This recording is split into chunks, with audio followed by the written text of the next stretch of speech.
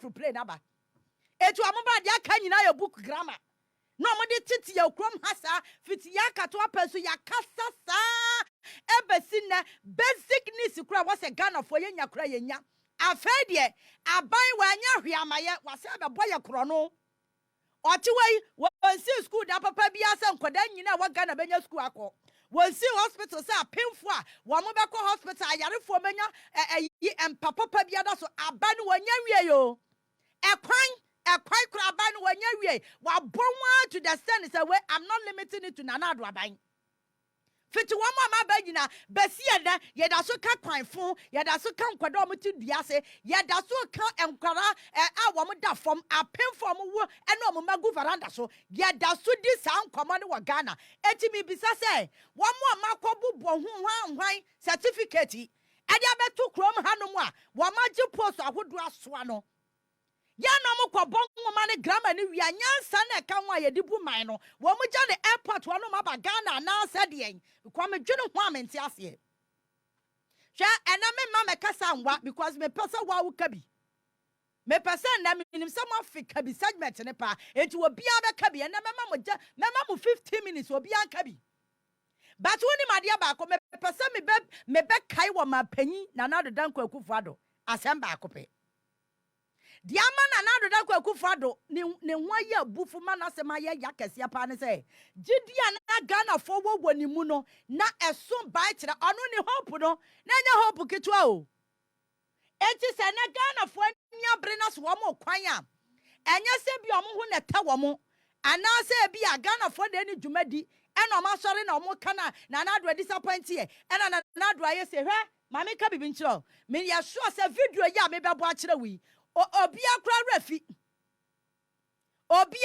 ba sa video na me bebo no eya message amede mo Onua ma panyi back sa video ya me bebo aba wusisi ye asamo a his excellency Nana Akufo Addo ka wa sa video num no ena me ha me ho me ka chane sa wono afa na ade no mene because samra no ne yanim say sura bofo bia yenya na wo besane wo Ghana ha be kro man no ni enim say sasabonsam ni afa no no sasabonsam kase pa we de be ma pa sasabonsam be ma sasabonsam fo no yesi ya o mu gu ahodo ebi mo hwa ya o mu ye soft kakra panyi na asa papa no wo mu no ondo e keka chase ne bibia anya correct enti asem we 2012 eno ma panyi kan ye samra no oni aba mu o na no de se wo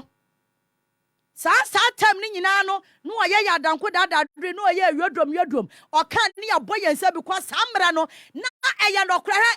don't be deceived samra no ensema no ma panya Akufo Addo kanya na no kra o na eye no kra na nya kontompo memo bia na adawo because samra no ka corruption asem ampa na corruption wo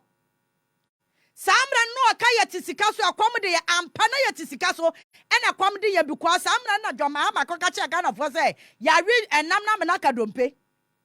enti ampa se na yetisika no so yeti gold so to timber so to kokoo so eti ho ahwan boss site diamond ni na yete so eti oyere so eso still na akom de enti na nya ntro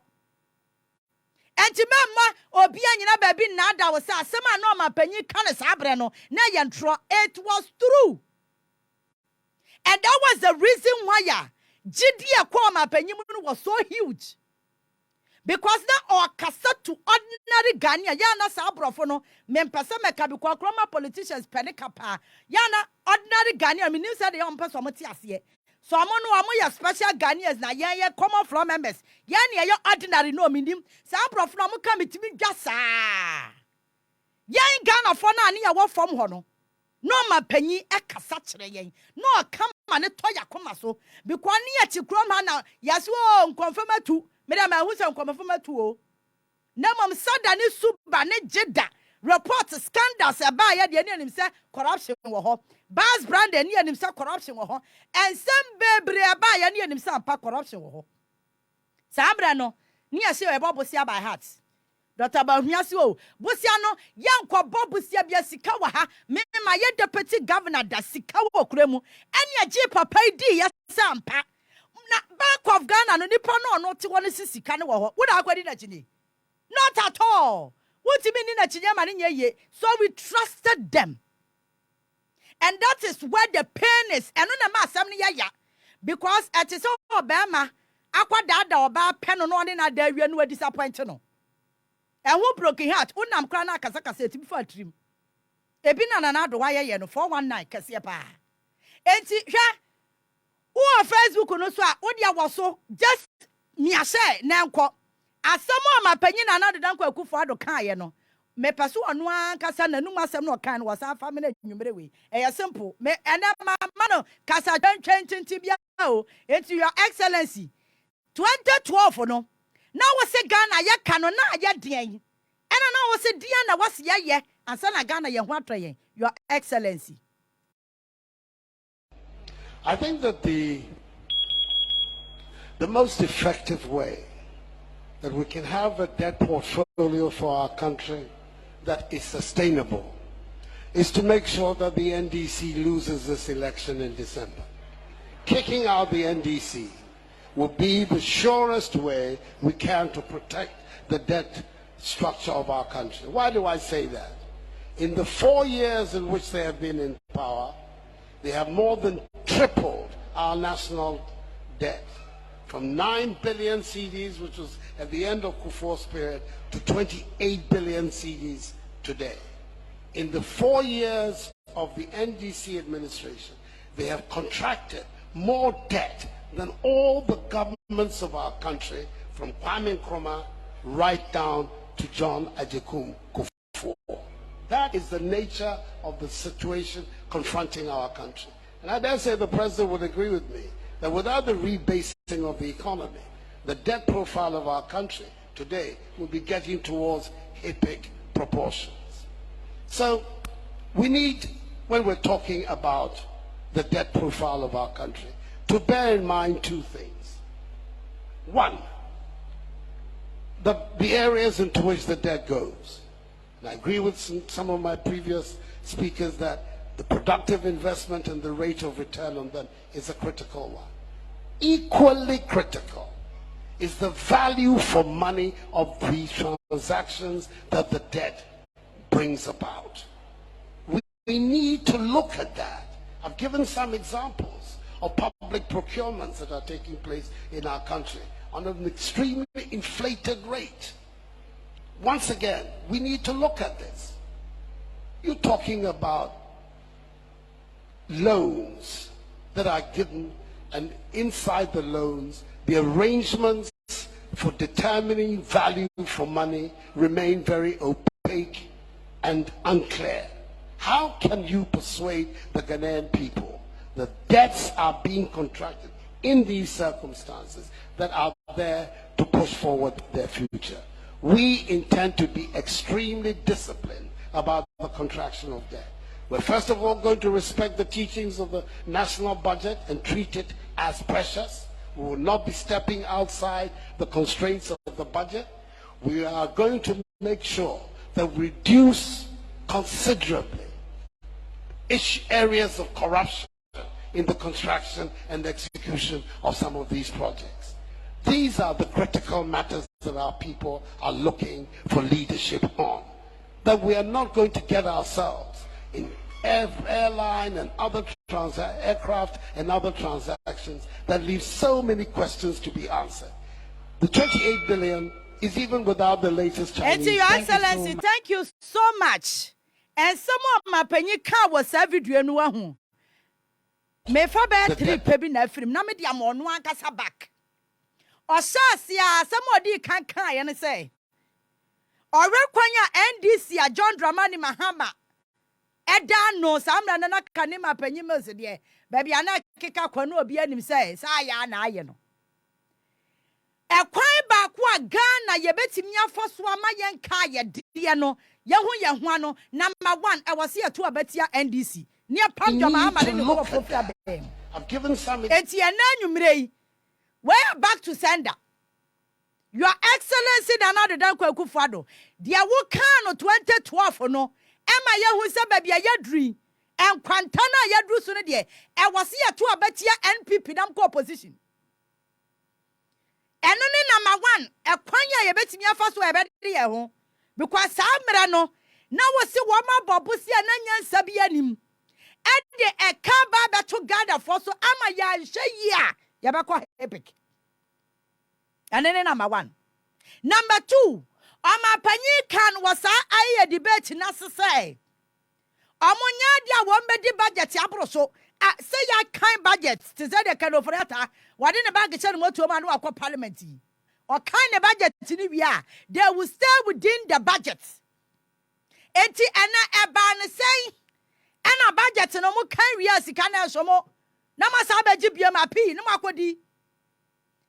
office of the president sika ekwo hokra no edo so che ministries bia eye key ministries a wosenkedi sika ko sa abasha no so mapanyi wait timi ani so wose bosia by heart nyade amobeba bi enti eye dare ukitafo ahu fawfo no na kwa calculator ena ye nyaba mas kwa calculator because your current debt ya this is ye mebe ka kire na sa amra no e ka na ye dia na omapanyi na Nana Akufo Addo then candidate na wotiatia mu ka che Ghana for say baby adu ne dia dwamahama ne NDC a collapse economy no ye de betoto ho enti sisi ye sa amra ne ye ka 120 billion efiti ya katoa pensu o e champo mu dia ne buzia including Nana Akufo Addo papa ceremonial president obunyina mu ka ho bi fa ya kan say operation feed yourself papa ekura say e champion wo bu nyina o ka ho bi ya keka bom a Rollins dia wom Kufu dia wom ni nyina samna na 120 billion ene ya me ne wo kasai ya ka ya 450 billion eti fa calculator be yanya mass we simple and tietia ni ya me so ma panyi na Nana Akufo Addo say afa dia ba na say yay 120 minus ya ticket to Africa siemnya sa 8450 minus 120 330 billion within a space of 6 years 7 years in a friend washas here won twa busumi mienu mpo enti se yakase ya de ka ho kra e bia 2% bi ene ya de ba ka ho but with the space it is a Yehovah na me anya say ma me current one no na say dia me boy no cry ye dia Bank of Ghana de bae enti currently ye ka ye 575 5575 oh I didn't cross me the beach chomo 575.7 billion minus 120 455.7 billion. And with a space of 6 years. Me say 7 years, a friend and another chance, and me can when you bear 2% and not 3% be, and you bear why I can home. And to what you show my penny dimming our video now, who henimu. Samra was or bed drama, Samra when Yanaka could be obesino, because no was sell mine. Samra na nia bro say yanto abantia dwamahama ni NDC no na ya kai 120 eno kra ya tama na omo ezete enti samra ne dia me so se na enuru papa na omo go so buru bigum enti asa 2016 an ya dwamahama eni NDC fra ba mu na ya kai 120 billion Dr. Bawumi aka kire Ghana for say BC da wo video du mu a na Dr. Bawumi ate ho e hye ne space aje ne che samra no tumi sa pono wona twro de man na ado was a men am ye economic wizard no wo kwa akwa ka kire omo se bosia by heart na adwoma mebo no wo mo to abantia no etia na Dr. Bawumi awo ne wo na ado no musu ya beto abatia mo 2024 mu be ko opposition whether you like it or yes I'm telling you because baby adru na mo sa nkura nya humo broba nipa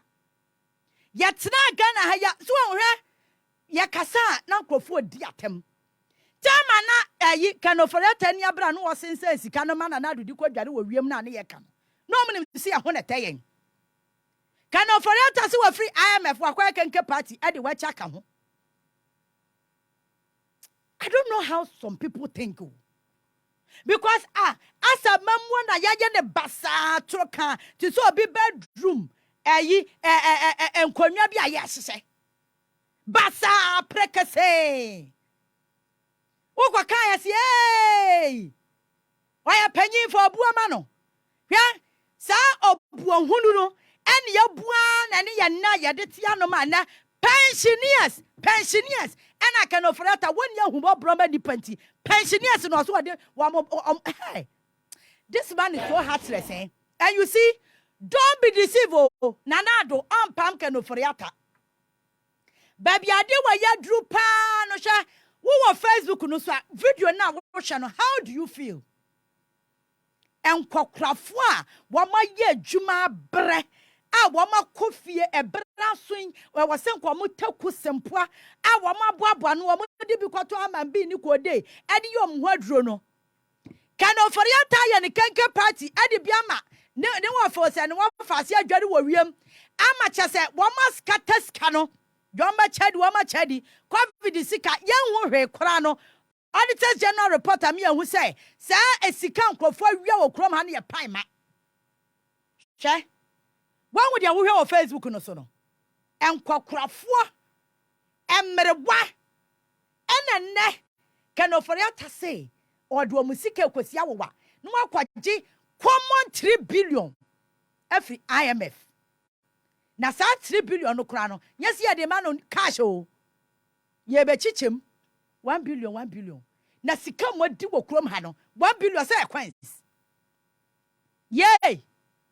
COVID sika nkoa mpona ya he. Enti sa IMF deal we sa sika fia we ti so awoba singlet we e de pa na ba ya mo. A wa se da ya sa krokro de John na. Wa se da ya ti se data bank kura sika ni wo brejai. Sika no de bi wo ho de gu account mu abrochire no wo ba kwa ba. Wo be kwa faba na wo de se maka kira wo kan ofriata me bom pa ya ma wo wuda wo